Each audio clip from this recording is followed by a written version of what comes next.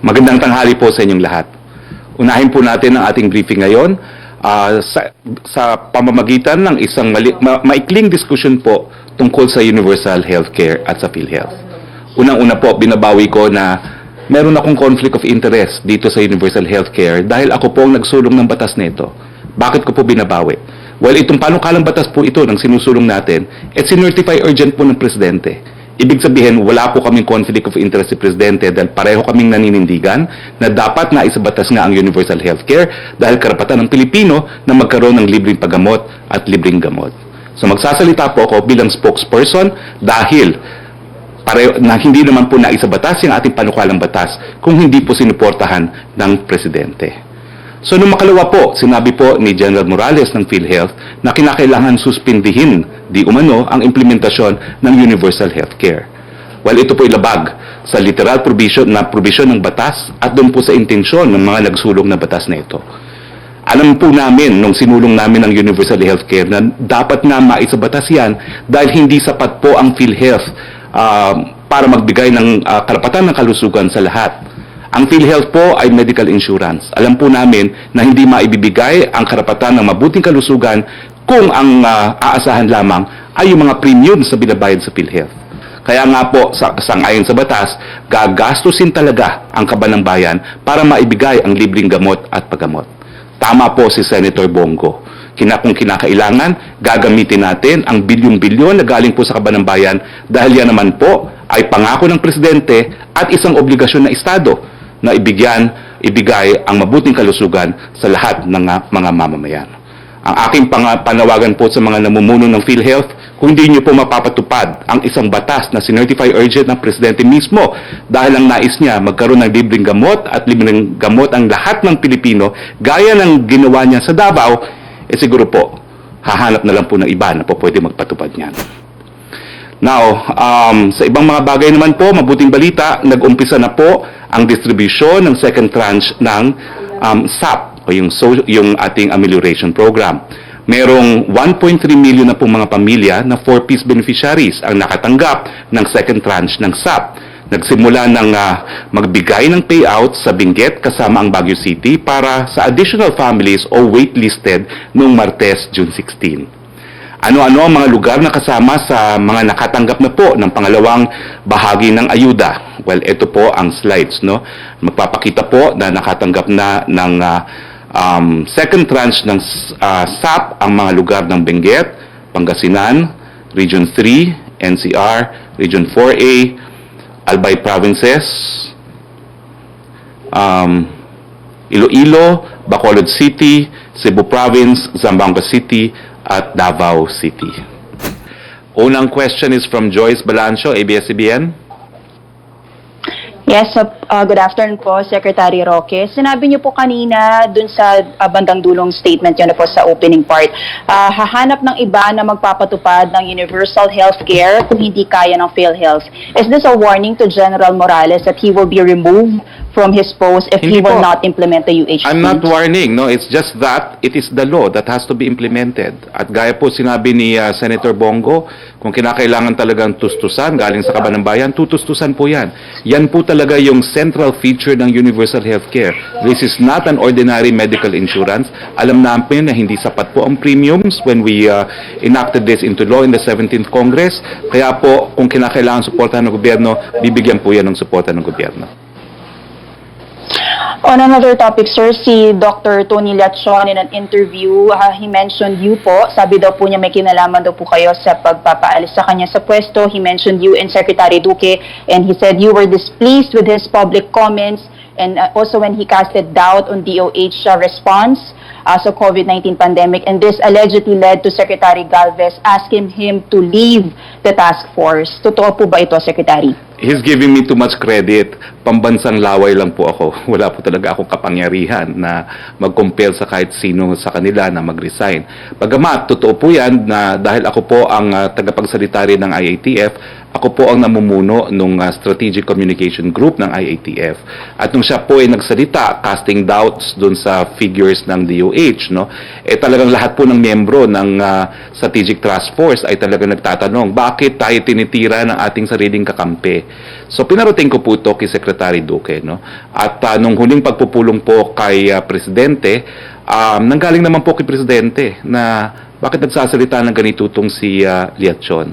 So let me correct you, Dr. Liatchon, hindi po ako, hindi si Secretary Duque.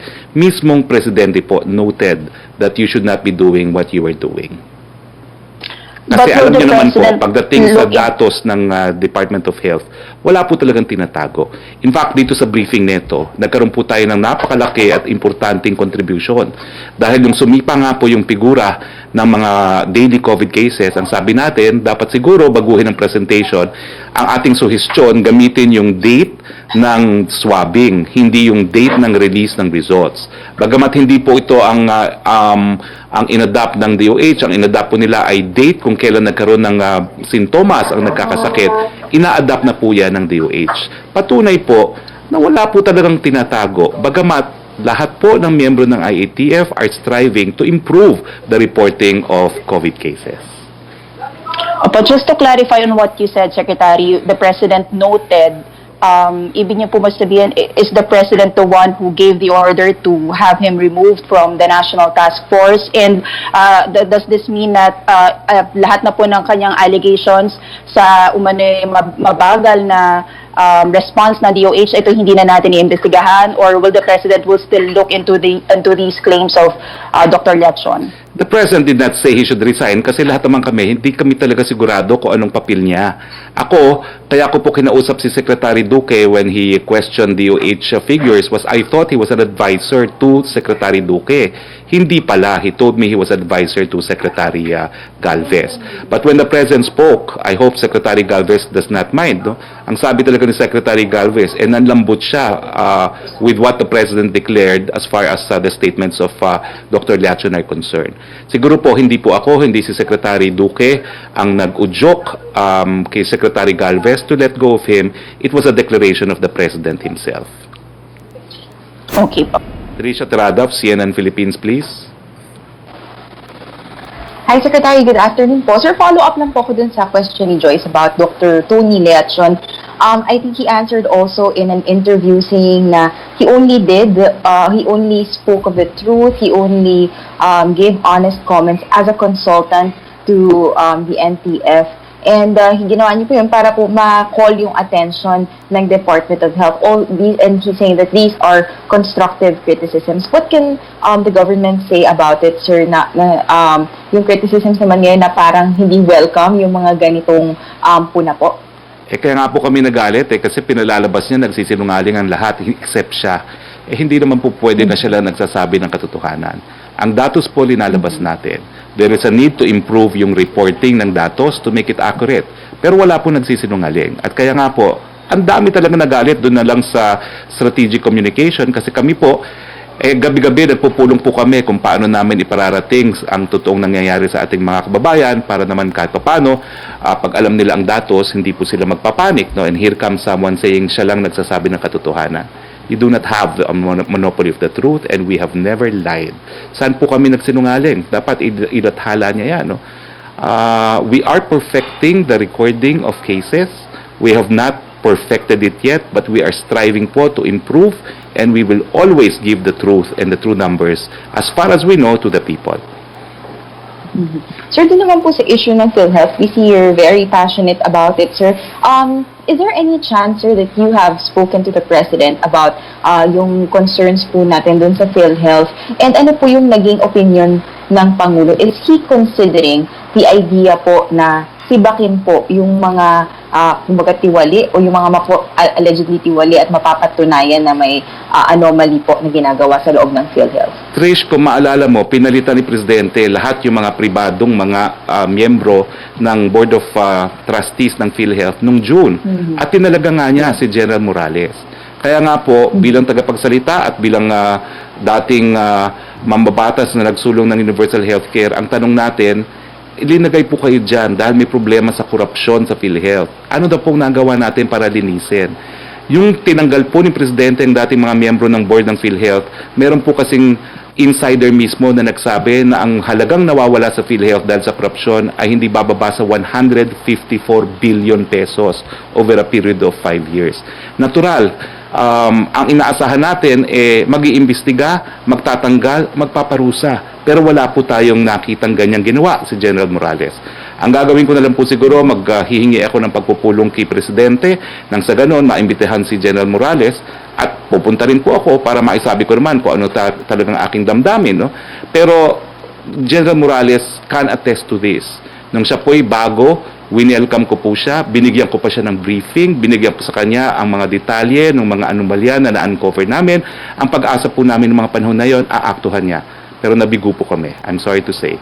Pero ito po, it is a matter that concerns the President dahil zero tolerance po ang Presidente, gaya ko pagdating po sa kurapsyon. At kung hindi po matatanggal ang kurapsyon dyan sa Philhealth, talagang hindi po magtatagumpay ang universal healthcare. Secretary, do you have any information if by the time po na nagkaroon na ng change in management, nagtuloy-tuloy pa rin po ba yung corruption sa Philhealth? Tuloy-tuloy nga po kasi ang punto po dyan, tignan nyo yung WellMed. Nagalit ang Presidente sa WellMed na ang mga patay nagkakaroon ng dialysis benefits. Meron bang nakasuhan man lang sa Philhealth? Wala po. Ang kinulong nila yung whistleblower. At ang kinasuhan lang nila yung clinic. Sino naniniwala walang kakontsaba dyan sa Philhealth? Bakit po? Ako na nag-volunteer. Ito po, sasabihin ko na sa kauna-unang panahon, pumayag na po ang ating Prosecutor General. Ako nang kumalap ng ebidensya, ako nang gumawa ng affidavit dahil yung mga affidavit na ginawa ng legal ng Philhealth na-dismiss nga ng hukuman. Pinagkait po sa akin ng dokumento. Bakit? Dahil yung mga abogado nag-a-advise kay General Morales, yung mga abogadong dapat managot. At ang sabi nila, bawal daw yan dahil sa Privacy Act. Sabi ko kay General Morales, I've been a litigator for 30 years, a law professor for 15 years. Hindi po pwedeng invoke ang Privacy Act pagdating sa graft and corruption. Hindi po siya naniwala. Humingi siya ng legal opinion sa Privacy Commission. After 4 months, lumabas po yan. At hanggang ngayon po, almost 6 months later, wala pa rin pong dokumento kung nakukuha para sa WellMed. Naging dahilan po, kaya ni isang tao dyan sa Philhealth, hindi po nakakasuhan dahil sa WellMed kung saan ang mga patay ay nakakakuha ng dialysis benefits. So, yan po ang aking paninindigan. Dun sa investigation po ng Ombudsman kay Secretary Duque, no? Speaking as a presidential spokesperson on behalf of the President, does the President support Secretary Duque amidst this investigation by the Ombudsman? The President has time and again expressed his continuing trust and confidence po kay Secretary Duque. And kampante naman po ang Presidente na masasagot po ni Secretary Duque lahat po yung mga aligasyon sa Ombudsman. Sir, okay, with regard to Dr. Liachon's criticism, and you are a spokesperson of the IATF, what does, sir, konti lang, sa Duque pala, how does this affect the credibility of the DOH officials, and therefore the IATF in leading the fight against COVID? Wala naman the po. Investigation of the Ombudsman. Wala naman po. Until presumed guilty, they are presumed innocent po. No? Until found guilty, they are presumed innocent. So tingin ko wala naman po. At kung mapapansin nyo naman po, ang IATF talaga ay lahat po ng departamento, it's a whole government approach. It's not just the DOH. Although DOH, of course, has a position of leadership. So yun pong kay Dr. Liachon, just one of the points that he raised yesterday is that the government seem to be making decisions based on outdated or late data. So for example, one question, how much backlog do we have, and is that true that we are relying on late data to decide on quarantine measures? Alam niyo po, hindi po natin tinatago kapag late ang data. Kaya nga po sa reporting natin, merong fresh at merong late, no? So, alam po natin, at sinasapubliko po natin yan, hindi po natin tinatago yan. Now, ang problema po talaga, repository of information ng DOH, no? Ang mga nagsasubmit po dyan, lahat ng hospital, lahat ng local government units, no? At lahat ng mga regional offices, at laboratorio. So, siyempre po, nagkakaroon ng late kung ang laboratory, late mag-submit ng kanilang forms, no? It's a simple form that they fill up kapag merong positive, no? So, hindi naman po lahat na ipapadala kaagad. So, meron na pong solusyon dyan, yung COVID kaya app, no, na dinidevelop na po. We're hoping to automate it para mawala na po yung lag pagdating sa reporting. At na-automate na rin po yung verification, ha? Ino-automate na rin po natin yung verification para masigurado na walang isang tao na doubling na record sa database. Yes, sir. So it's not true that we relied on, in the past, no, old data to decide on quarantine measures. Not at all po, no? Kasi nakikita naman natin ng mga figures. We are on GCQ in Metro Manila. Majority of the Philippines is MGCQ. So kung mali po yung mga assumptions natin, we would be as bad as other countries, but we're not. In fact, doon nga po sa sinabi ni ASEC Lambino, no, we're number 6 as far as resiliency, no. Sir, just one last. 83% sir ng survey said that their lives has gotten worse. Just a comment on it, sir. Well, it should be 100%, no, because there is COVID and the economy was closed. Hindi po kami nasusurpreso dyan. It should in fact be 100% dahil minimum 2 months tayo complete lockdown. Lahat po talaga tayo nahihirapan at kinikilala po yan ng ating Presidente. Alright, sir. Thank you for your time. Thank you. Yusek Roque. Rose Novenaryo ng Hataw, ano po ang reaksyon nyo sa panawagan ng Philhealth Workers for Hope, Integrity, Transparency and Empowerment, yung Philhealth White, na ibunyag nyo ang mga pangalan ng mga kilala niyang buwaya sa Philhealth. Ilabas ang mga dokumentong hawak para maimbestigahan, makasuhan at maparusahan ang mga tunay na korap. Anila demoralisado ang mga kawani at matitinong opisyal na ahensya sa sweeping statement laban sa mga taga-Philhealth dahil kapag naglalakad sila sa kalsada, ang tingin sa kanila ay taglay ang tatak na korap. Nako, I'm sorry po to the honest to goodness, matitinong tao po na nagtatrabaho sa Philhealth. In fairness, napakadaming matitino po dyan. Halos lahat matitino. Meron lang talagang mga bugok. Now, ang sabi ko, release names, inademanda ko na po sila eh. Kung gusto niyo po, babasahin ko yung mga pangalan ng mga tao na demanda ko na o at mga nahaharap sa mga kaso, no? Pero that's a matter of public record po, no? Ang aking mga demanda po ay the senior executives, hindi po yung mga board members lamang. But it's a matter of record dahil na-demanda ko na po sila doon sa kaso ng yung Philhealth, yung Philhealth premiums ng mga OFWs na peking resibo, pinagbigay alam sa mga matataas na opisyalis ng Philhealth, nagbulag-bulagan, nagbigibingihan, kaya po ang daming mga OFWs akala nila nagbayad ng Philhealth, yung pala, peke, na napunta lang sa sindikato. Nagdemanda rin po ako sa kanila dahil yung isang ospital, no, perpetual sucor, nahuli na nag-iinganyo na manatili pa na mas matagal ang hospital para makakolekta, pinarusahan ng Philhealth Board at sinang-ayunan ng Court of Appeals ang desisyon ng Philhealth Board na isuspend for 3 months ang kanilang accreditation for Philhealth. Binaliktad po yan ng board upon advice of some senior executives also of Philhealth na naging dahilan na nakakolekta ng 107 million ang tiwaling hospital na yon, no? So dinibanda ko rin po yan at lahat po sila naman ay named, no? At yung last ko nga pong dinimanda sa kanila ay well, bukod po doon sa Philhealth, bukod po doon sa Perpetual Sucor, meron pa po tayong hinahanda at ilalagay po natin ang lahat ng mga pangalan ng mga senior executives na tingin namin ay talagang responsable sa mga kurapsyon dyan sa Philhealth. Tanong ni Francis sa Wakefield ng Daily Tribune, although nasagot niyo na po ito tungkol kay Health Secretary sa Ombudsman, ang follow-up po niya, do President Duterte fully supports Secretary Duque? Will PRRD fire or ask him to resign from his post? Malinaw po ang polisiya ng Presidente, no? Habang hindi po fina-fire, may kumpiyansa po ang ating Presidente at yung mga panawagan, dapat po ang sumagot dyan ay si Secretary Duque mismo. But as far as the President is concerned, he remains